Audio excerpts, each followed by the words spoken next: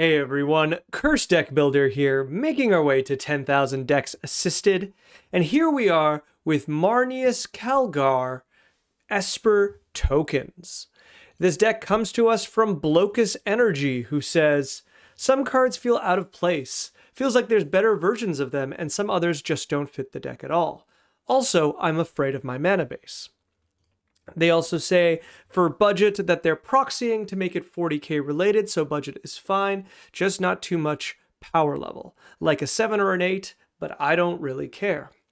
I will absolutely do my best to improve this deck, though I have some immediate thoughts.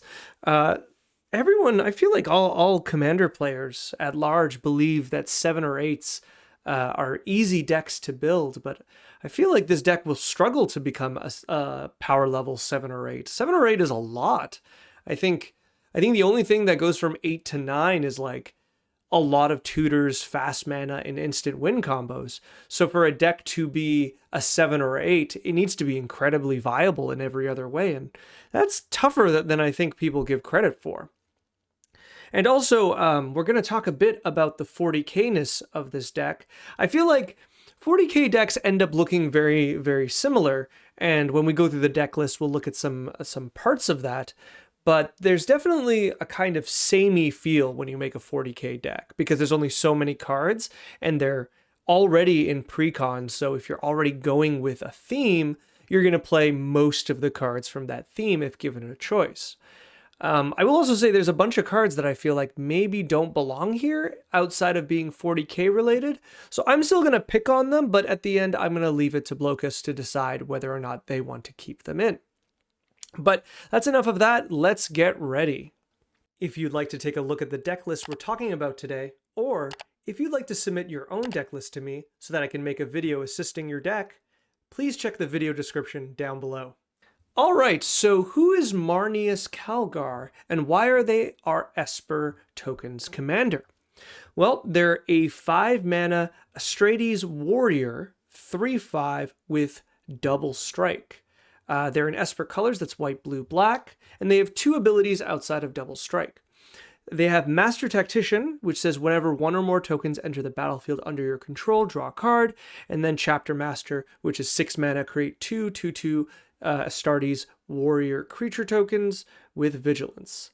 I hope I'm pronouncing Astartes. Astartes? Yeah, that seems right.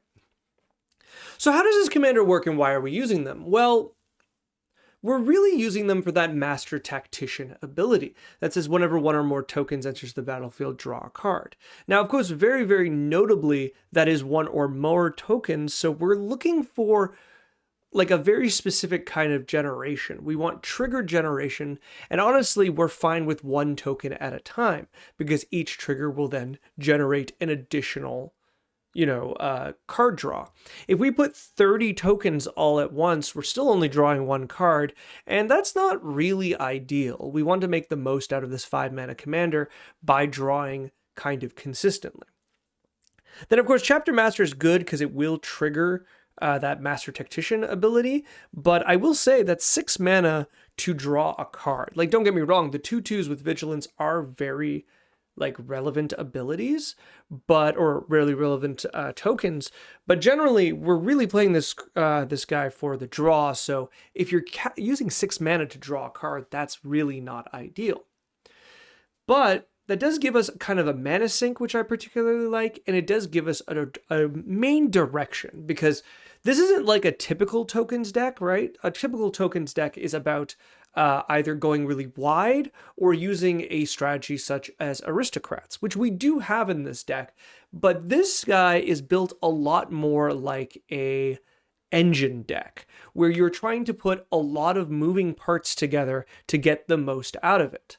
Master Tactician basically says that if any of your moving parts create a token, that will also draw you a card. And there's certain moving parts that when you draw a card, specifically your second card, like Prince, what's his name? Prince Imrahil the Fair, these will trigger another token creation, which will draw you another card. This is the kind of lines we tend to look in an engine deck and not so much an aggressive tokens deck. So this is like an engine token deck, and I do like that. All right, that's enough on our commander. we are looking at the deck list, and there's a lot to say right away. The first kind of thing that's really, really interesting is we have 31 lands. I feel like we're on that kind of zone again where we have too few lands. Our deck builder had already commented it. They're afraid of their mana base. That makes sense. 31 lands with what appears to be 20 basics. And notably, the most amount of swamps, despite the fact that white is the most prevalent color by far, is kind of worrying to me. I would easily kind of divide these down, at least bring this to 6, 6, and 8 on plane. Sorry, 6, 8, 6. But also, you have the ability to play non-basic spells. If you are proxying the list, the easiest thing I can just tell you is to play fetches and shocks. Just play, you know, Hallowed Fountain, Watery Grave, Godless Shrine. Play the, I think it's Rafine's Tower is the Esper Triome. And then play every single fetch land you possibly can, with the only one I think you can't play is Wooded Foothills, which is either green or red. The rest should be able to fetch for any of your fetch lands. And that would be easily 8 plus 4, easily at least 12 additions. If you wanted to fix to the point of, you know, proxying the dual lands, that brings us to 15. And I think if you're proxying, that's the easiest way to fix your mana base. It is kind of aggressive at the power level this deck is, which I believe is pretty medium to low, but it is the fastest way I can tell you to fix your mana base. Otherwise, we're sitting there and we're going through every non-basic land at a time and trying to find the ones that would fit in here. And honestly, it's at this point when you have 20 lands that are basic, you can basically play whichever, I mean, I'm saying basic a lot, but you can play any non-basic that you want and you'll get some improvement out of it. I will, of course, say once again, 31 lands is far too few. I would go at least to 36 or honestly 38 with this curve, but you could probably get to 36, 37 and be okay because I am going to pick on our higher curve cards. And pick on I will. For our removals, I'm going to go pretty quickly, well, as quickly as I can, and I'm going to be very, very picky at our high mana cards because they're very much holding us back. This deck, I say with all the love in the world, doesn't quite know what it wants to be doing. It's got a lot of cards that make sense to me, and then there's a lot of cards that don't make sense to me. For example, we have a very large group of instants. We have 17 instants, and quite a few of them have nothing to do with tokens, nor do they help our game plan. Notably, Dark Dabbling just regenerates a creature and draws a card, which I get how that could protect your entire board if you have Spell Mastery, but if you don't have Spell Mastery, it's an awful card. And even if you do, 3 mana for this ability is rather expensive. Wouldn't you rather just use the counter spell you're already playing or the offer you can't refuse? Or likewise, you do already have your Temple is under attack, which is a much stronger protection spell because when your opponent Wrath to Gods or hits Damnation, that Regenerate clause ain't gonna do nothing. Likewise, where are we? Mnemonic Nexus shuffles our graveyards into our libraries, and I have no idea why we'd want to do that in this deck, so also catches me a bit off guard. Perhaps the art is reminiscent of some 40k stuff? I don't know. I know enough about the 40k world to say I would never want to live there, and this is just kind of sparky, so I don't think that's the reason. So let's go basically in reverse order, ending on creatures and planeswalkers. Let's look at our enchantments. Let's see. This is an uncard at the beginning of combat. Choose creatures. Each of those creatures get +1/+1 for each creature chosen before it.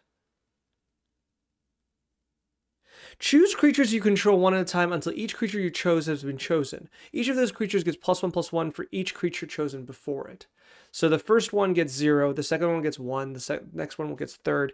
I'm going to tell you not to play this because I feel like you're going to have a nightmare resolving it. this feels like Cathar's Crusade, but worse. And I feel like you should just play Cathar's Crusade if you want this, because it's permanent bonuses. Whereas this is not only not permanent, it's uneven, because I think with Cathar's Crusade, you'll just get the maximum number of +1/+1 counters across everything. Though Starlight Spectacular is cool when you already have a board, so it's kind of neat. But I cannot imagine resolving this ever. This seems like a nightmare to resolve.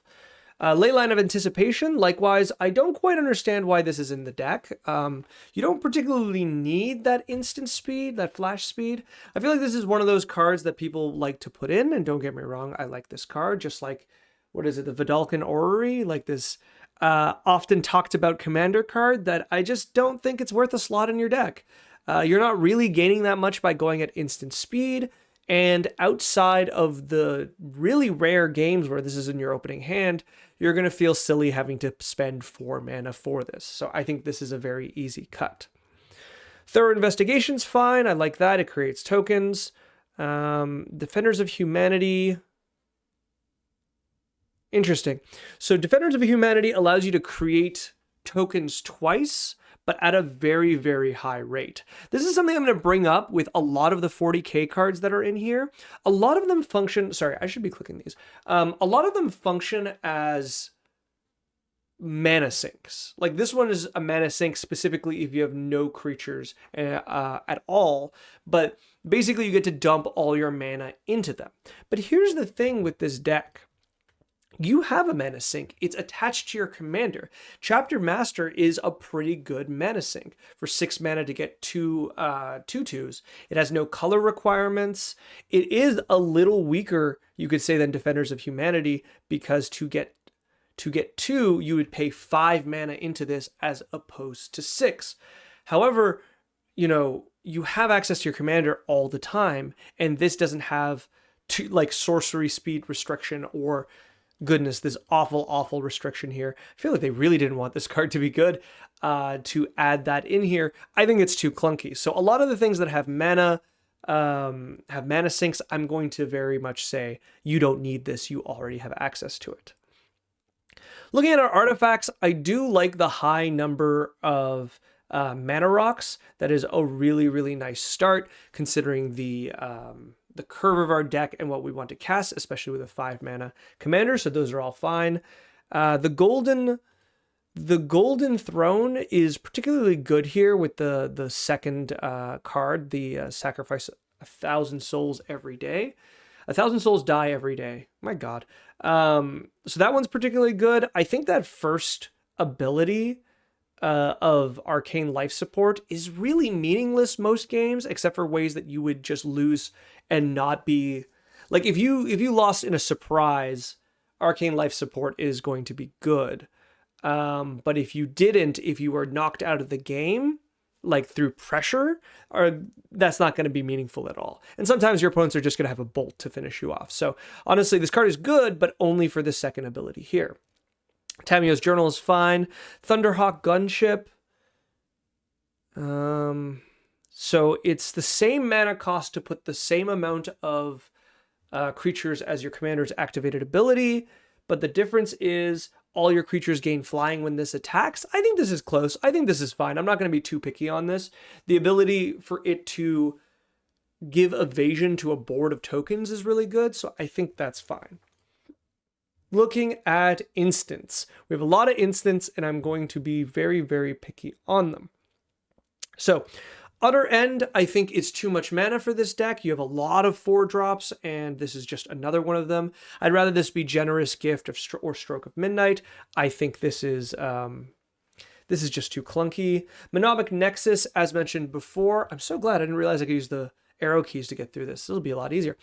Mnemonic Nexus just has nothing to do with the deck. If you feel like you're milling out, you should be winning the game, so this isn't going to protect you. If you have opponents that are playing mill and you want to hedge this against them, they're going to probably mill this card and you're not going to get to use it. So I'm very, very much so unimpressed with this card, and you can cut it pretty easily. Entrapment Maneuver. This is not good. unfortunately. So target player sacrifices an attacking creature, and then you create X11 creature tokens where that's the creature's toughness. So the problem with that is that it gives your opponent the choice of sacrificing the weakest creature they're attacking with. Now, there's going to be scenarios where your opponent attacks with one giant creature that you're going to reap the rewards, but even then, 4 mana for this ability is rather high. And if you wanted to get rid of that creature, you could just use a a targeted removal spell, which would probably cost 1 or 2 mana.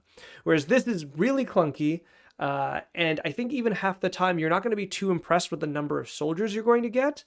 And remember, no matter how many you add in, I could have sacrificed a 20/20 creature and you put in 21/1s, and you'll still only draw 1 card, which is not ideal. Because 21/1s feels aggressive until, you have to get through a turn cycle with opponents with board clears. So I'm not too impressed by this.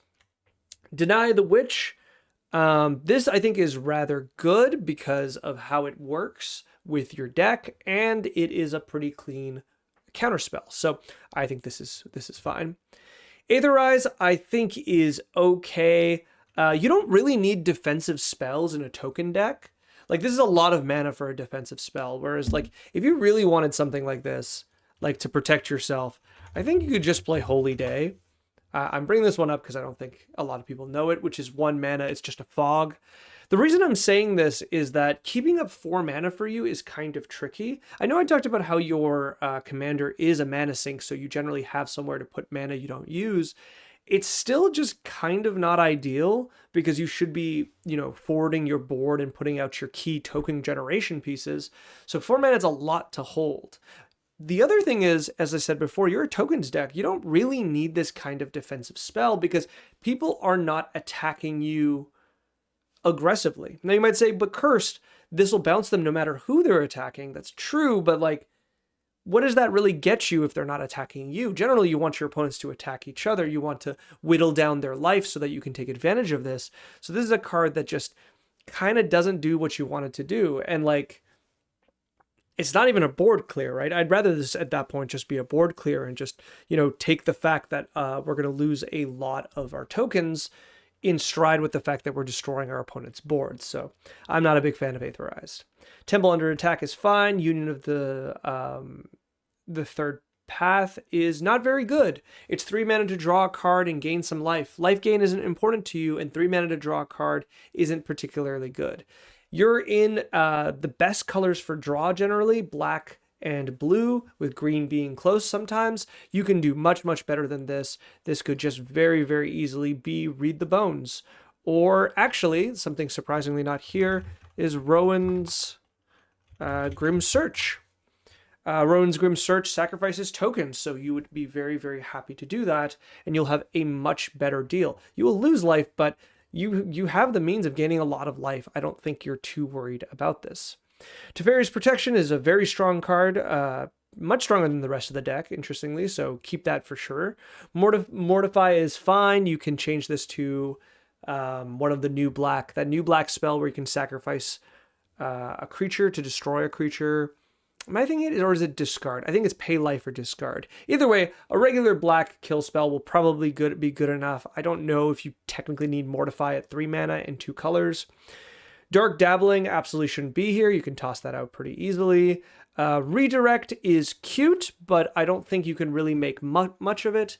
And most likely, this is going to be a spell that you use to get rid of counter spells, and if that's the case, there's not much you can do. The most devastating spells against you cannot be redirected, right? Board clears mainly, so I don't see this being a particularly good card, but it is cute, so I won't hate it too much. Arcane Denial's fine. They should know No Fear. I think this is very good. An Offer You Can't Refuse feels a little too strong for this deck almost, because this card is really, really good to stop counter magic and get it into counter wars, and you don't really need to do that at this power level, so it's probably overdoing it to give your opponent 2 treasure tokens, though I do like the fact you can target your own spells to ramp yourself briefly, even though that sounds like a terrible idea. So you could cut this, but you could also keep it. Looking at our sorceries, we have a very large, like a very wide mana curve on these sorceries. So Exterminatus is very powerful. Seems like it blows up 1 billion people. That's awful. So non-land permanents your opponents control lose indestructible until end of turn. Destroy all non-land permanents. This feels excessive. This blows up your board. It blows up a lot of things on your board, and I don't think you're that kind of control deck that you'd like to cast this. I know it's 40k and all, but this feels like it's not going to do what you want it to do, especially at 7 mana. You're going to open yourself up to counter spells. You're going to have opponents that don't care when you cast this because you will probably have the biggest board. And I'm not sure if losing indestructibility is as relevant these days. People don't play indestructible cards as much due to the prevalence of exile, but it will grab things here and there. So it's not the worst. Deploy to the front. This is not ideal. So create X white soldier creature tokens where X is the number of creatures. That feels strong, but once again, you're going to be drawing a single card off of it. If this was your only 7 mana spell, I think I wouldn't have a problem with it, but you have several, and you have better spells you could be playing. That's something you were asking about. So I wouldn't play this. It's very clunky. If this was an instant speed spell, maybe, but at 7 mana to have a card that sometimes does nothing because there's just been a board clear or has just been cast into a board clear is not ideal. So I don't particularly like this. Fell the Mighty is fine. I'm feeling like I've seen a lot of these cards on the EDH rec site for this creature, and I think that is making some things make sense. But Fell the Mighty is a good card, but it's not really the strongest card you could be playing. There's some board clears for non-tokens. There's other ways to deal with your opponents. At 5 mana to selectively destroy creatures, I think at this power level is fine, but we should be a bit, let's say, picky about the cards we see on EDH Rec. It's a tool to use to get ideas. I don't recommend it as a tool to build your deck completely.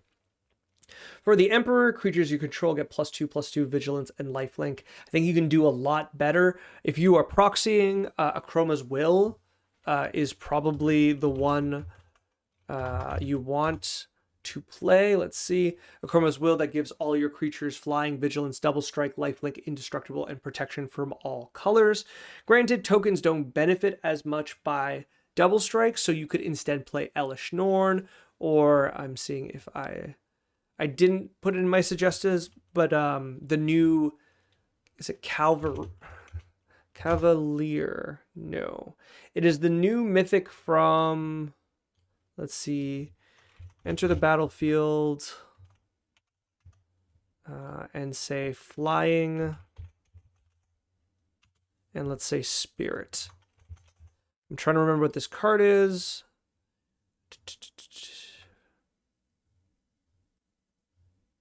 Moonshaker Cavalry. This would probably be, if you're proxying, because I would say $15 to $20. Oh, you can get it for $12 apparently.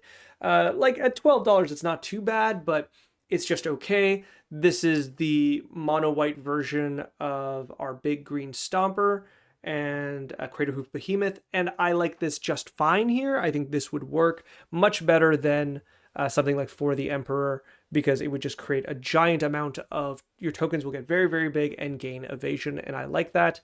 It's also sorcery speed, but you get to keep a 6/6 creature, which I particularly like.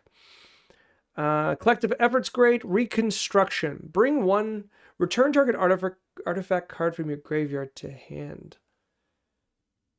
Why is this here? I can see that Ashnod's Altar is like one of the strongest cards in your deck, but this feels excessive to get it back. I think sometimes we just have to accept the fact that we lose cards. This is very, very narrow in this deck. It only hits 13 cards in your deck. You have no way to mill over your cards or put them in the graveyard in any other way. I would very easily say don't play this. Maybe you're playing it for the art. Maybe it's very 40k. I could see that. Maybe it reminds us of...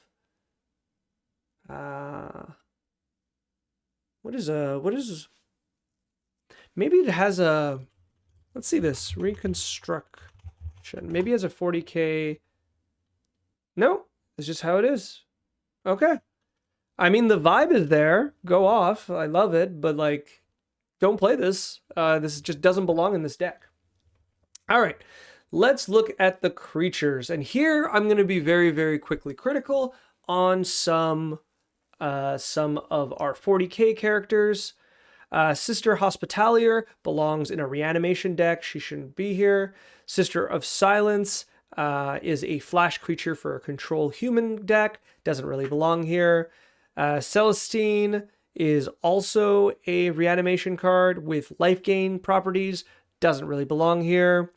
Zephyrim and also a few others with Squad feel kind of excessive because your commander already has the ability to be a mana sink for tokens, whereas these guys only just create that many tokens that are copies of it. So they don't even come in one at a time, so you don't even get extra draws. So I feel like these can all be replaced with just your commander's ability. Granted, I would say Ultramarine's Honor Guard is the one exception because that scales very, very well to how much mana you can sink into this creature. So I do like that, but the rest I think you could cut pretty easily. Vexillus Praetor to give your commanders protection from everything. That's a lot of mana. If this was once again in a human flash, oh no, they're not even humans. They're Custodes. So you don't even get a human bonus. So this feels kind of unnecessary. Your commander has 5 life. It's not going into combat that it can't win. I think and you have counter magic. I think you'd prefer those other than this. This just feels kind of excessive and still doesn't prevent a board wipe. Let's see. Sanguinary Priest is great, works here. Pitiless Plunderer is great. Mondrak, and Ojar Tak are both doublers and triplers, and I do like them here. I usually don't like this ability, but your deck kind of needs these cards at this point, so I'm going to say absolutely keep them. Mirkwood Bats is great. Keeper of Accord. So that main text that says if that player controls more creatures than you, create a 1/1. You're going to control the most creatures. You're the token deck, so this is never going to trigger. And then this players control more lands than you. I also don't particularly like this because it's only going to trigger once or twice, and this is a 4 mana deck. I don't think this is ideal. I would cut this as one of your many 4 manas to cut. Inquisitor Greyfax. I'm like throwing out all the 40k cards. So once again, I'm not expecting you to take out all the 40k cards, but I'm still going to tell you what I think. Greyfax does not belong here. To be honest, I don't particularly know where Greyfax belongs. They're very strange. They're like a clue deck that taps down your opponent's creatures. That's such a specific thing to do, and they don't do it particularly well. Also, they boost your creatures. This is a very strange card. I guess I do like it for creating a clue token, and I do like it for boosting your other tokens. This is fine. I guess if you're cutting a bunch of 40k cards, you could probably keep this one in. I don't know. I don't particularly like it. Company Commander. That's great. That's great. Okay, this is something I can get behind. This makes total sense for this to be in the card. See, I don't hate all the 40k cards. Space Marine Scout. If an opponent controls more lands than you may search. So this I don't like only because we have this ability on 2 mana cards, such as Loyal Warhound or I can't remember what it's called, but a 2 mana Knight. I believe they're on a cat. That both say ETB, if someone controls more lands, put a plains onto the battlefield tapped. And they are at 2 mana as opposed to Space Marine Scout, which is 3 mana. And I would say there is a particular difference between that. 3 mana is a lot, and I would rather your white catch-up ramp be at 2 mana. So I'm going to say don't play this one. Let's see. Another Squad card, but I do like the fact that this card draws you a card. So at 3 mana, it draws you 1 card at instant speed, at 5, 2, and so on and so forth. Creates tokens. I think this one is fine as well. I do particularly like it, so that's one we can keep. Nadir Kraken, I like it. This is another card I saw very quickly on the EDH rec list, and I get why people like this. It functions in a bit of an engine style, where when you draw a card, you put a creature token, which then draws you a card, and you put a creature token. But that mana cost to do so is not free. So I would play this, but I would note that it's going to be difficult for it to keep going. Maybe I'm being too hard. Maybe I should just read it as a 3 mana, pay 1 to draw a card as long as you have mana once this triggers. And maybe that's particularly good, especially because you could trigger this off any draw or any token. Okay, I've thought about it for 10 more seconds and I do like it. I just feel like if you're using this to get ahead outside of card draw, you're not going to have a good time. So I will say use it just for the card draw. Commissar? Sabrina Rain. It's such an aggressive name. I remember this old meme from 40K on the internet when I was young, and it was someone in one of those big tanks with a sword, and someone had said, "Drive me closer, I want to hit them with my sword." I feel that way about a lot of 40K cards. I get that the sword is ornamental. Lady, get a gun.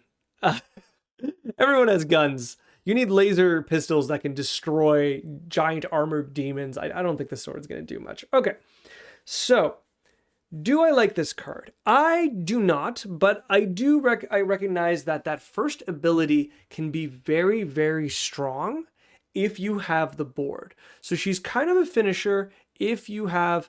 Actually, I've assumed their gender. They're a finisher if you have enough token creatures. However, the thing I don't like about it is unlike like other finishers like this, like Elish Norn, like the Moonshaker Cavalry, this card does not boost or protect those tokens.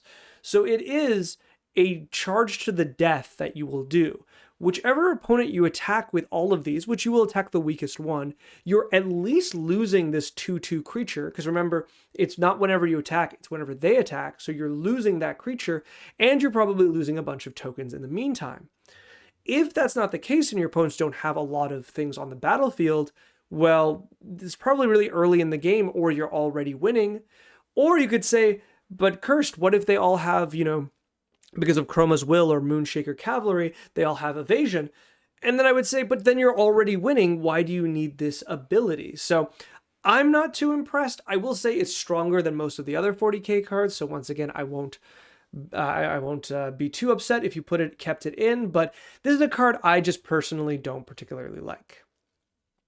Bastion Protector also feels a little strange. You don't need to protect your commander that much. You're an engine deck. You'd rather be using other ways to protect your commander or recur your commander, or otherwise use your resources to get your commander back. This is a 3 mana creature that doesn't do anything besides being a 3/3 and saying, hey, destroy me before destroying the commander. Which it does prevent board clears, I will say, and that is something I like about this card, but I think that's the only thing. Assault Intercessor. This one is, once again, a card I think we see a lot in these decks because it's a 40. This is what I meant at the start, is that 40K decks tend to start looking very similar because they have to play these cards. So this card I see all the time in any white-black 40K deck because it's a white-black 40K card. However, it's a particularly bad card. It is a 3 mana first strike menace, and it says whenever a creature an opponent controls dies, that player loses 2 life. If you ever played Aristocrat Strategies, then you'll be very, very aware of the fact that it's much easier to kill your own creatures than it is to kill the creatures of your opponents. Now, don't get me wrong, this is particularly strong if you can force combat, like with Goad or other things on your opponents, to force them to kind of burn out their own life without you getting too involved. I would like that, but you also would need to be able to, 1, goad them, and 2, give them the creatures to die. And this deck does neither, and for that reason, I don't particularly like this. Also, a first strike menace just isn't that particularly impressive, so I don't particularly like this card. I think this is easy to cut. Prince Imrahil is fantastic. Lotho is fantastic. Elisel Kor is fantastic. Then we're going to commanders, planeswalkers, which I'll be back in a second. I think like this card is kind of my feeling of the direction I'd like you to go in, because this card is so effortlessly good in your deck, right? Whenever you create if you have Prince out, Prince Imrahil, and then you have also your commander out, and you create any token after your draw step, Prince Imrahil will immediately create you another token and draw you another card. Like, that's just such a good combo. And I think it's very, very notably strong in comparison to a lot of the other cards in your deck, which are just a lot more clunky and require a lot more work. When we look at things like Sister Hospitalier, or when we think of any of the squad cards, I didn't talk about Psychosis Crawler. I think this is fine. Sorry, I jumped over that. But any of the squad cards, you think of how much work you need to put into them to make them work. And then instead, you just look at Prince Imrahil the Fair, and you're like, oh, wow, this one card at 2 mana at 30 cents just does everything I want it to do in this deck, and is just very, very functional. And I, for one, really, really like that. Notably, Lotho, which is in the same Lord of the Rings set, also works really, really well with this deck. As your opponents cast their spells, you get treasures. As you cast their spells, you get treasures. And interestingly, because Prince is still here, I'm not going to just call them Prince, Imrahil is still here. The combination between these two cards is also very, very strong, because, you know, you cast 2 spells on your own turn, and then you get a treasure token, which will then draw you a card, which will be your second draw, which Prince Imrahil will see and create a token and draw you another card. Like, this is the engine, right? This is the power of your deck, and I think you could use more cards like it. Looking at the end, we've got Jace, which I don't particularly understand why Jace is here. Doesn't really do much. You could play almost any other draw engine here. You could be playing Phyrexian Arena, Read the Bones, Sign in Blood. Honestly, anything. And you would, if you're proxying things, you could put Rhystic Study, Mystic Remora, Necropotence. You just have so many options that these ones seem a bit odd. Also, there's a lot of blue pips in your deck that has a hard time casting its spells, so I think I would cut Jace. Kai is fine, and that's great. Okay. Whew. Let's see how we're doing on time. I have gone through a lot. Okay, luckily I have 1, 2, 3, 4, about, it looks like 8 or 9 suggestions. And they're going to be very, very straightforward. They're going to be all creatures that either very much so benefit from your token plan or create tokens. The thing in this deck is that we're not generating a lot of tokens, and that's the thing that our commander wants. Like, if you were making this a kind of Strades Tribal or something else, I think I would have seen that from now. Thinking of Mirkwood Bats, thinking of how this deck is, we want to generate many more tokens. And as before, we want to generate them one at a time. We don't want to generate them in like huge droves, so we get the most out of the Master Tactician ability. So let's go through it. This one is the only one I think that doesn't generate tokens, but I think is essential to the deck, and that's Corpse Knight.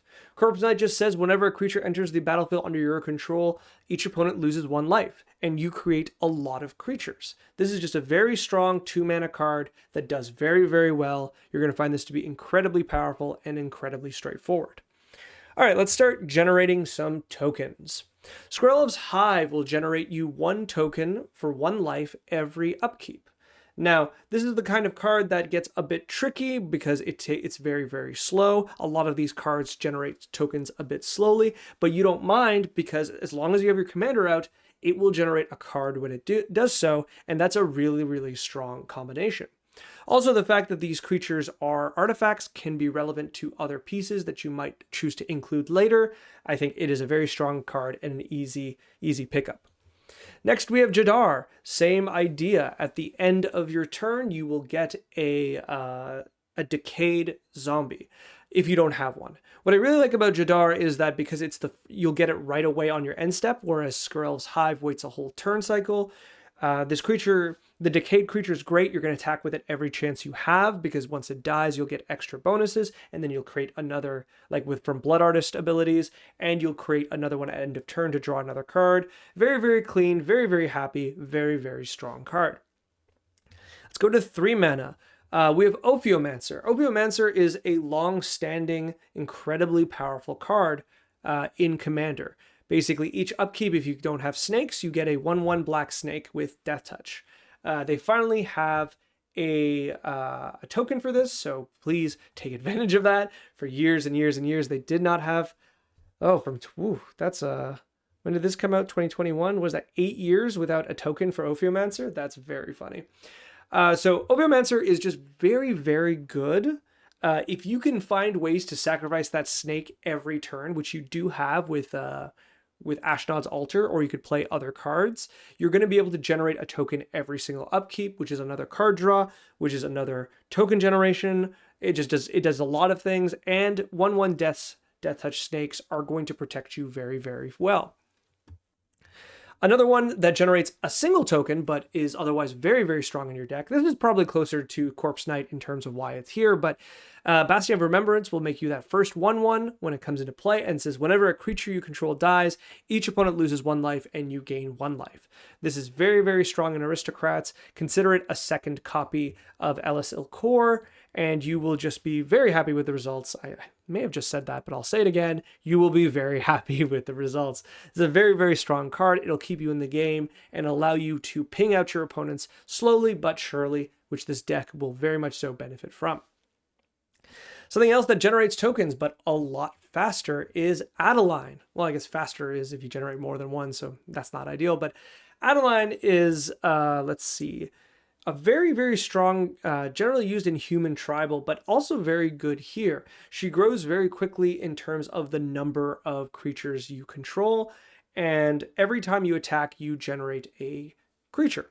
Pretty straightforward. I really like this. This is just another token every turn cycle. It's another creature that can die. It's another card draw. And like I said before, if you can get her to have evasion, or you can get her on a good attack, she can do tremendous amounts of damage. So definitely a very good addition, especially because she got reprinted. She was much more expensive before. Another one that interests me is Ethereal Investigator. This is, once again, this is closer to things like Prince Imrahil, because you'll notice it has that same kind of text down there that I think is really, really good. So ETB, you get 3 clue tokens if all your opponents are there. Unfortunately, you draw only 1 card, but that's still very strong. And then whenever you draw your second card each turn, you will create a spirit token. So you can notice, once again, we have one of those engine situations where Ethereal Investigator comes in with your commander out. You create 3 clues and draw 1 card. That'll most likely be your second draw. So you'll create another 1/1 spirit, and then you'll draw again. I think that's really, really good. In fact, you could probably play a lot of cards that just ETB create tokens that I haven't put here, because they're just able to be added on as extra card draw, like at least 1 extra card. But this one is definitely one of the best, and I would say very easy to play. Then we have 2 more 5-mana cards that create tokens. First one is Eloise Nephalia Sleuth, a card of, is it Nephalia? Let's say Eloise Nephalia Sleuth. This is a card I've always very much so liked, and I still do.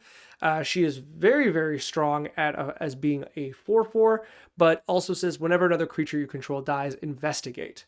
Because this is per death, you are going to draw a lot of cards this way.